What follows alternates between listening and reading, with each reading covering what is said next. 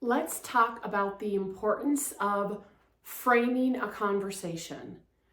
Framing a conversation can come into play whether we are sending a meeting invite to somebody, whether we are catching somebody on the fly and want to talk to them, whether we are sending them a text message, or we're sending them an email. I learned this many years ago from my dear friend, Wendy Lynch, and it's been coming up a lot lately in conversations I've had with leaders and teams. And so I thought, let's talk about it in a broader setting. You see, when we just blankly send somebody a message and say, hey, when you have a minute, I want to talk to you, or when you get a meeting invite and you don't know what it's about, it elicits a whole bunch of unnecessary drama and fears.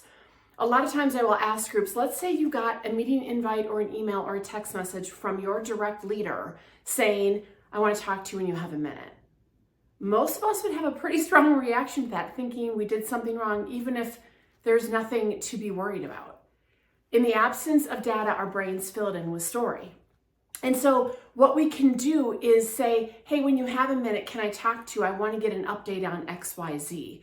Or in a meeting invite or text message, when you have a minute, I want to circle back on that conversation we had yesterday or last week. I don't like where we left things. Then you at least know what it's about.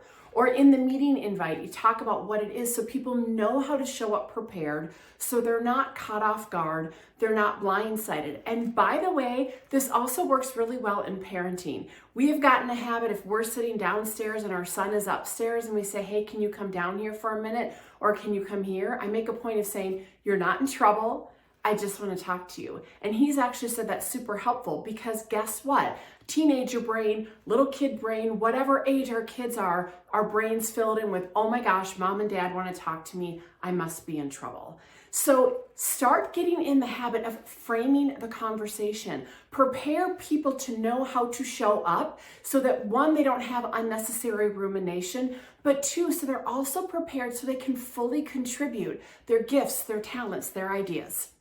My invitation and my challenge for you this week is to do just that. Start practicing being deliberate about framing your conversations and see what opens up for you. I would love to hear what does as you put this into practice. And remember, when you frame the conversation, you give everybody a greater opportunity to let their sparkle shine.